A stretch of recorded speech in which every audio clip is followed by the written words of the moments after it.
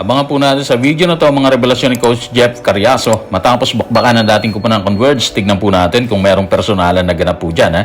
Si Coach Luigi Trillo nagbigay din po ng kanyang pahayag matapos igapos ang Rain or Shine. At ang nalalapit na bakbakan ng Meralco at Blackwater, kaabang-abang po yan. Tutukan po natin. Pero bago yan, hihingi po tayo ng isang subscription sa lahat ng dumadaan sa ating munting channel. Kung nagugustuhan nyo ang ating palabas, kung medyo mabigat ang subscription, siguro kahit isang like at isang share na lang po yan. Okay na po ako dyan. Maraming salamat po. Matapos ang apat na kanto ng bakbakan sa pagitan ng Blackwater at Converge, nang ibabaw ang mga bata ni Coach Jeffrey Cariaso sa score na 103-84. Anong masasabi dito ni Coach Jeff? Inasahan ba nila na ganito magiging kadominante ang Blackwater sa Converge? Ito po ang sinabi ni Coach Jeff sa report ni Reynald Magalion ng Manila Bulletin. Sa totoo lang wala kaming inasahang ganito katinding panalo. Alam kasi namin ang estado ng aming koponan. Lahat sila, ang kasalukuyang lineup, halos kapareho lang ng lineup nung nakaraang taon. Matindi po yung revelation ni Coach Jeff. Wala po siyang inasahan ng ganito katinding panalo versus Converge.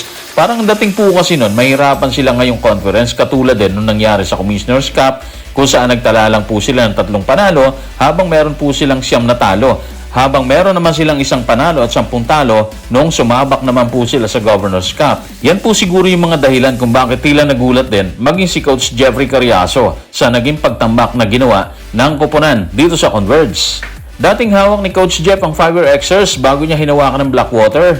Ano ang pakiramdam niya sa panalong ito laban sa kanyang dating koponan? Pinersonal ba niya ang nasabing bakbakan? Tingnan po natin si Coach Jeff sa report ni Olmin Leyva ng Philstar. Ang sarap lang sa pakiramdam na manalo. Walang personalan yan. Kahit sinong kalaban.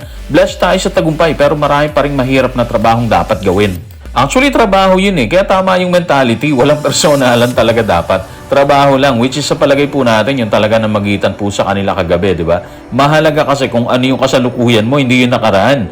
Nanaig lang talaga mga bata niya laban po dito sa Converge. Dahilan para maitakas po nila ang isang magandang panalo. Impresibo actually, no? Kitang-kita naman kasi yung effort ng Blackwater. Unang quarter pa lang, abante na kagad sila ng 9 na puntos sa score na 27-18. Malaking bahagi ng panalo ng Blackwater ang import nila si Chris Ortiz na kumamada ng 21 points, 11 rebounds, 6 assists, 3 steals at 2 blocks. Anong masasabi niya dito o ni Coach Jeff Cariaso? Ito po si Coach Jeff sa report ni Olmin Leyva ng Philstar.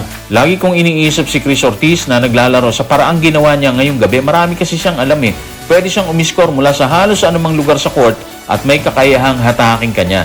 Binibigyan din niya tayo ng iba't ibang bagay na maaari nating gawin.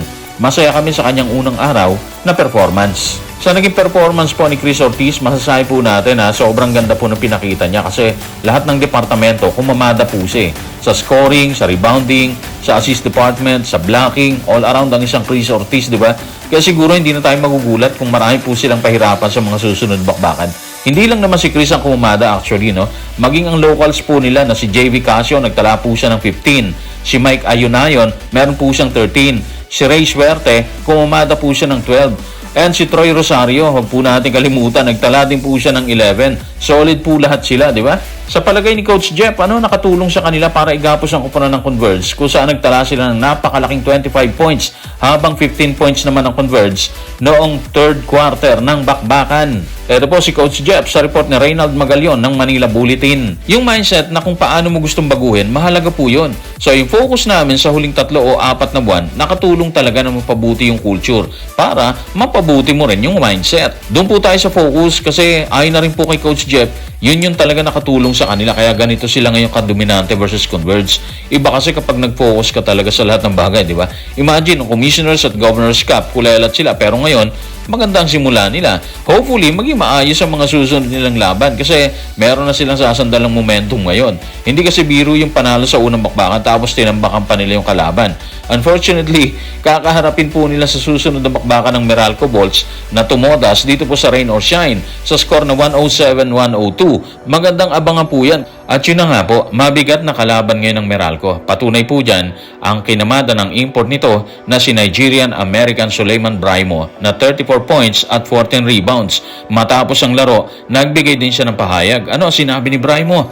Ito po si Suleiman Braimo sa report ng Richard D. ng The Manila Times. Hamon nito pero umaasa ako na isang magandang season.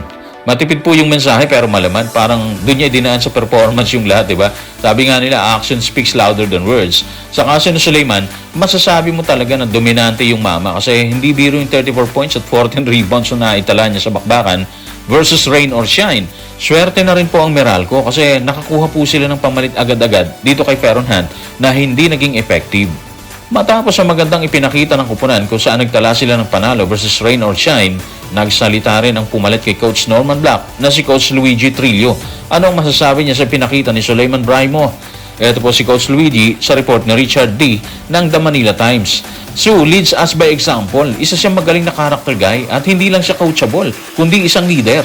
Magaling na character guy at isang leader, ha? Mga katangian po yan ng isang magaling na player or import. Anyway, maaga pa para bigyan natin ng mataas na grado si Braimo. Nagsisimula pa lang tayo pero hindi mo talaga pwedeng baliwalain yung ganong kalaking ambag niya sa kupunan. Dahilan para tuluyan nilang iligwak ang rain or shine, di ba?